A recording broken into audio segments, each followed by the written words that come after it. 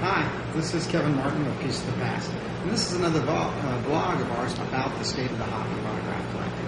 And today we're going to talk about something that nobody likes to talk about because they get attacked when they talk about it, but I don't care. It's called third-party companies. Now, most people by now have heard about the famous Marino forgery ring, or what the FBI called in their sting Operation Bullpen. If not, you can Google about it. In fact, books have been written about it. When this happened, they found a ring of forgers who were forging primarily, well, all sports, primarily big names such as Babe Ruth, Mickey Mantle, Joe DiMaggio, that kind of thing, Muhammad Ali, the sports stars selling for a lot of money. They were then dumping them in auction houses and charities and dealers' catalogs and galleries all over the world. This got such widespread news it even made it onto 60 Minutes and other news shows. And because of that, a fear gripped the field that even translated into entertainment and historical, even though those fields haven't been touched by that yet. And that fear was staggering, probably with good reason. But it was into this climate that a company called Collectors Universe took a company of theirs, PSA DNA, and launched it to capitalize on that fear with greed. Fear and greed always go hand in hand, from riots to landslides to estate arguments and last will and testaments. Fear and greed always go hand in hand. Now, they had previously only slabbed and graded sports cards. There was a lot of controversy about what they did in that field. In fact, there was a great book about the Honus Wagner famous card that you can still get at Amazon.com that talks about that card and extensively about PSA DNA's dealings. But they decided around 1999 then to get into the field of, hey, we know how to how to authenticate autographs all of a sudden. It was around 1999 I was on a speaking engagement for the first edition of what would be 4 editions of my book, The Official Price Guide to Autographs, that was the autograph guide everyone used in the field. I was at an East Coast show, Jim and Pat Smith. They called themselves Remember When Auctions, fantastic auction house. And I was there speaking about it when I was approached by who would become one of the 4 printed name authenticators on the PSA DNA forums. He had breakfast with me and my wife at the time, and he told me PSA would be the 1,000-pound gorilla in the field, his words, and that they were going to fatten up the company and sell it to eBay. I'll tell you why later. I knew that was never going to happen. eBay uses them for due diligence. They use them as an escape clause so that they can say, well, we did our due diligence, we suggested these companies, therefore don't sue us. So for that very reason, and by the way, eBay senior executives have discussed this with me over the years. They said we would never buy a third-party company. So PSA's original plan was, we're going to sell out and make millions. We're going to, have this purchased by eBay because eBay needs it. eBay certainly needed something. The proliferation of forgeries on eBay today and then was astounding. And I'm all for proactive means of trying to clean things up, but unfortunately, these third-party opinion gators, they made it worse before they made it better. I told him that what he was suggesting to me sounded very much like business restraint, since he said if I didn't side with them that day, I would be considered against them. Sounds like a threat to you too, doesn't it? So I said, listen, it sounds like an illegal trade practice. I want no part of it. I'd already heard about the sudden appearance of this company. They started out advertising in SCD, Sports Collector Digest, and their desire to feed on the fear that was already prevalent with the eBay new dealers and forgeries on there. Well, likely that statistic's going to stay the same way, because if eBay required a third-party company, required them to list on their site, or even required from a list of approved COAs, certificates of authenticity, then that might have curbed the flow of forgeries, might have curbed it greatly. But they've never done that. So since they didn't, it just let them ply their trade on eBay, which from the sports shows, the conventions, the other, and the proliferation of forgeries on eBay right now is as bad as it's ever been. Now, I used to own a show called The Hollywood Show, and Hollywood still goes on. I sold the show. And over 100 celebrities show up and they sign autographs at these shows for a fee for their charities and what have you. You take pictures with them while they're signing the autograph. Now, I sold it out to a man named David, and he took on a partner who was a sports card or sports-related dealer. So naturally, their good old buddies at PSA immediately entered the show and started setting up at the show. Not the first time. They've set up at sports shows for years, and now they're trying to do it with the entertainment shows as well. Well, here's what happened. They said they would charge a fee to authenticate the items that you saw signed in the show, that you paid the star to sign, that you have a picture on your iPhone or what have you of the star signing. Am I the only one that thinks that sounds absurd? I'm going to tell you why it works at all in a minute. Well, anyway, Further, when the Hollywood Show did a private signing, you might get their emails, for example. They'd say right in there, for an additional fee, PSA will guarantee the authenticity of this item. I can imagine as a dealer, if I sold an item and said, here it is, I'm telling you this item is signed by whoever, but if you want to guarantee its authenticity, you need to pay another fee to have PSA put a sticker on it. Why would you deal with me at all? Are you suggesting that I'm selling bad items? The Hollywood Show's not selling a bad item. They're doing a private signing with the star. They have a contract with them, video, photographs of them signing. Why isn't that good enough? Again, we're going to talk about that later. Of course, those are private signings. Why doesn't the Hollywood Show send their own COA? That's what they should be doing. So why are they peddling PSA COA? Greed. Like I told you before. Greed is the answer to their success, their business practices, everything about them. Let me show you exactly what I mean. Surely you can see the absurdity of the cases I've given you, but I'm going to give you more cases. If you were trying to authenticate a coin or a major piece of artwork, an artifact, something gold with diamonds in it, anything at all except our field of autographs, you would take that to someone and they would give you a certificate explaining a few things. They would tell you, that authenticator in that field, why your item was or was not real. They would even show you exemplars as to why or why not. They stated what they did. And they would do this for a set fee. If you bring an authentication of a painting to the authentication experts, for example, at Christie's, the famous auction house, been around over 200 years, it doesn't matter if you bring them a Van Gogh, the last of which, cheapest of which, the auction was $40 million and up, or an Andy Warhol, which could be as little as $1,500. The fee's the same. It should be, right? It's the same amount of time to look at the piece. They're not becoming your partner financially, right? They didn't pay for the piece, right? Or get it left from dear old uncle, whoever who passed away. No, nor should they be financially invested in you. You're paying for a service. Let me ask you another way. Take your car to a car wash. I just took mine the other day. It cost me $10. Every car is $10. I sat there and I thought to myself, why don't they charge $30 when it's a Mercedes? $50 for a Rolls Royce. Because you would realize that's stupid and absurd and greedy. And that's what PSA and third party are doing. They charge one low fee for Meg Ryan. But ooh, Tom Cruise? That's not going to be 20, it's going to be 50. Christopher Reeve? Oh, he's dead. That's going to be 200.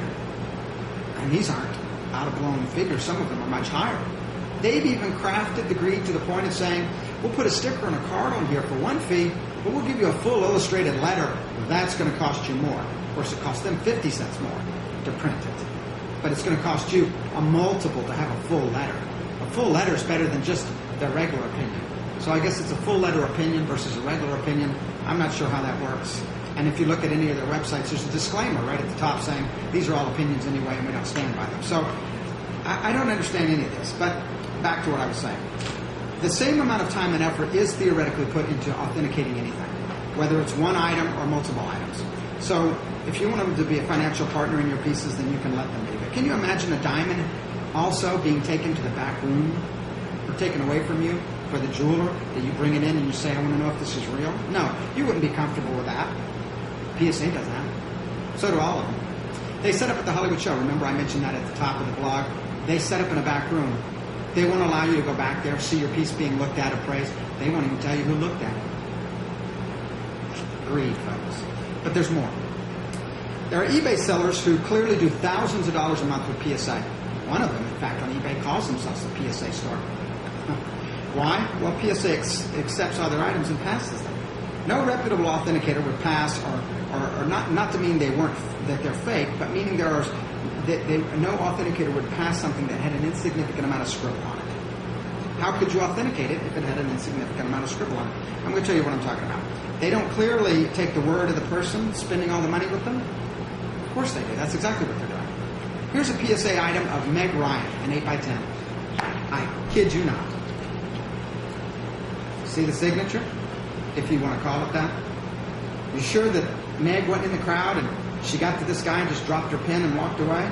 Don't believe that? You think that's an example that's an abhorrence? No. Norman Reedus. He has an abbreviated signature. It's NR with some lines, but it's not just the line. Could this rush signature of Harrison Ford be real? Maybe. But why would any reputable, authentic a person who's an authenticator sticker it? Greed. Better yet, not just greed, but selective greed. Because these were stickered for people that they clearly were stickering thousands of items for. So obviously they were just stickering everything. They weren't authenticating anything. That's restraint of trade. That's still illegal in this country. One day the FBI will open an investigation on them, and that will be that. Their mistakes, too, are legendary. If you go to hallsofshame.com, it's not H-A-L-L, it's H-A-U-L-S. Halls, halls of money, greed. Hallsofshame.com, they have an article up right now that says just the latest 100 mistakes that these companies have made. 100 mistakes? If someone documented 100 mistakes in a calendar year that our company made, we'd be out of business. Their mistakes are legendary. My point is the greed is unchecked, it's out of control, both in their pricing policies that have nothing to do with actual authenticity, the difference in prices for their stickers and their letters, and their stickers, make no mistake, ruin your photo. If you're going to put a sticker on the back and you care about these people, have them put the sticker on the back of the photo. They're full of acid. They're not acid-free stickers. They wouldn't be tamper-proof if they were. And 20 years from now, it's going to look like really bad on that photo. It does to begin with. They state in their own materials, in their own items, like I said, that right on their websites, I can quote them for you, but you can see them for yourselves, that they don't stand behind these very things, that they're just their opinions. If you have to use them, though, really, put the stickers on the back of the item.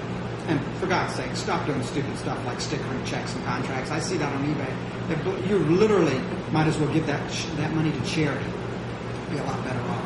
Which brings me to more greed. The customer. Yeah, it's not all about the third party. You see, they exist because of the greed of the customer has changed over the 30 years that I've been in business anyway. Why, like I said earlier, would anybody in their right mind have had that sticker placed on an item that they themselves self-signed? Why? Well, the answer is, there's only one answer. They wouldn't. Most collectors wouldn't. Wouldn't dream of it. Why would you? Money come that easy to you? No, they wouldn't. The ones that do it because they're thinking of the possible future value of the piece and selling it one day. Or they're dealers themselves. And they know that if they don't join this racketeering proposition of third party, that when they list on eBay, they'll have their items pulled down by these same third party people's quick opinions and so forth. They do it because their opinion, which is in print, I'm not telling you anything they don't say themselves in their own packet of information, is it's not real if we don't stick with it. Well, that by its definition is a form of racketeering. There are abuses here. Clearly, are they harmful? Clearly they are. Let me show you one last way they're harmful. We dealt with a runner who was well known on the streets for obtaining autographs, who over a month-long period had way too many Willie Nelson autographs stickered by PSA. Hundreds of them. He said, "You have a relationship with Willie?" No. Had he done a private signing with him? No. Who he had the relationship with was PSA. Yeah. He spent thousands of dollars a month with them, and they stickered them all. In one swipe, I can testify, they stickered over 50 signed pick cards, over a dozen on the bodies of the guitars, and hundreds, you heard that right, of photographs. This isn't possible. It's not possible with anyone without, again, having attended a signing, a private signing, a show of that, which he admitted he didn't do. Hundreds and hundreds of Willie Nelsons. So at an autograph show, PSA was at, this runner approached us in one of our booths. He had some things to sell. I felt they were not authentic, Willie Nelsons. They weren't stickered yet by anybody. And I told him so. I'd met Willie many times. I'd handled many, and I didn't think these were real. Because of his history of having hundreds, though, that should have been a warning bell to anyone. I didn't know about that at that time. But based on authentication skills and knowing his autograph, I believe these to be fake. The runner said, "Wait, PSA's at the show. I have a relationship with them. I'll get them to sticker them. Will you buy them from me then?" I said, "Well, why would I if I just determined that, in my opinion, as an authenticator with 32 years experience, these aren't real? So why would that make a difference?" To which he said to me, "Well, because it doesn't really matter if they're real or not. If PSA stickers them, they'll sell." He was right. We need to slow down on stickering Willie Nelsons. That's the text he showed me when they refused to pass them at that show. He showed me and forwarded to my phone, and I still have them, texts from PSA to him saying, hey, we need to slow down on stickering these Willie Nelsons for you because you keep showing up with more of them. But he argued with them, and later they continued to sticker them for it. Of course. How else would they get paid? Here's my point. The runner, when I told him that I thought they were fake, the sticker makes them real, that we have a real problem in the industry here. Real or not, he said, they'll be believed to be real. And he was right, which tells you how out of control it's gotten. Here he all but admitted that I was correct. He all but admitted that they were fake. And his statement about PSA was showing that one of their original authenticators' comment, remember, in 1999 to me, had come true. That they were the 1,000-pound gorilla in the room, and what they said would go, and anyone against them, they would be against. The real issue that allows them to prevail in the market today is the same one that allowed them to grow, eBay. More serious collectors won't buy from them anymore on eBay, and I know of almost no serious long-term, well-known dealers who sell on eBay. Yes, Gallery of History, Profiles in History, and a few others are well-known seasoned dealers are on there in the hopes of finding some new collectors, but they're not making their living off eBay, I assure you. And I can tell you the top 10 dealers in this field aren't even on there. So greed on PSA's part, greed on eBay's part, and greed on the part of the customer, who's no longer a collector, that is, a dealer. Like the sports card and the comic book industries before, greed collapsed them, and it's collapsing this one. It's unbelievable what's happening, because now a person is playing the autograph field the way you play penny stocks on Walmart. They have no Wall Street. They have no interest, in other words, in the goods, where they get them, where they're going, anything about them, only in making a quick buck. And that has made all the damaging difference in this one vibrant hobby. We were at a golf course recently, and Eddie Van Halen was there. He asked the runners, name one of my songs or two of my albums, and most of them couldn't. It's interesting to note that serious long-standing dealers, Joseph Rubenfein, Kenneth Rendell, Joe Madalena, Tom Platt, Charles Cyril, Walter Burks, Christoph Stickel, Star Shots, Iconographs, Our Company, Piece of the Past, Star World, Collector's Books, Seth Coward, Frogtown, Abraham Lincoln Bookshop, Boule Rare Books. The list go on and on. Fantastic dealers you should be investing your money on. You won't find a single one with a PSA, JSA, or certainly a global sticker in their inventory. The only time we have one, or any of the dealers I mentioned have one, is because we've acquired an item from a collection which already had it on there. So if the real experts in the field don't use these services, why should you? On PSA and JS's website, they have their own disclaimers. Research it for yourself. If you went to your doctor's office and you saw a disclaimer saying, it's just my opinion, I'm not sure if I know what I'm doing here, wouldn't you get up and leave? Stop being fooled. Stop the insanity. Deal with dealers who hand sign and stand behind lifetime guarantees of authenticity. Stop dealing with eBay's anonymous dealers with their postal box with no experience, where you get a COA with a rubber stamp on it. Most of them won't use anything but UPS and FedEx because they don't want to be open to the postal possibility of fraud laws. Educate yourself. Stop by giving your money to faceless opinionators who are not helping but are harming our hobby. And of course, by making this blog, they will continue to try and impugn my reputation. They're doing it now. And I've sold millions of dollars in autographs over a 32-year period all over the world. I have open catalogs. I see items that come from me with their stickers on them all over the world. But they come out with comments that have nothing to do with anything but just slander against me because they know I'm telling the truth. There's another website now where the owner of the website owns PSA stock. It's such an obvious compromising of interest here. They're an advertiser with him. He still works for them. But the point is, they don't want you to realize the kind of things that I've outlined you today. Don't support opinions. Support hand-signed COAs that guarantee the peace of the life, the peace for the life of the piece, that aren't mentioned on Halls of Shame, that are not mentioned on Rip-Off Report like these people are. These opinionators have been repeatedly in court and trying to back up their opinions. They've never been able to do so. They're not court-certified experts. They've been in the hobby as long as eBay began, that's it. And you and other dealers will be in the hobby long after, when the police start to police this category properly. After enough significant lawsuits, either they will require on eBay one of these people's stickers, or they'll stop the category at all. That's what I think they should do. Of course, let me end by telling you what these companies tell you right at the top of each of their websites. This has just all been my opinion. This is Kevin Martin, Piece of the Past. Until next time, happy collecting, everybody.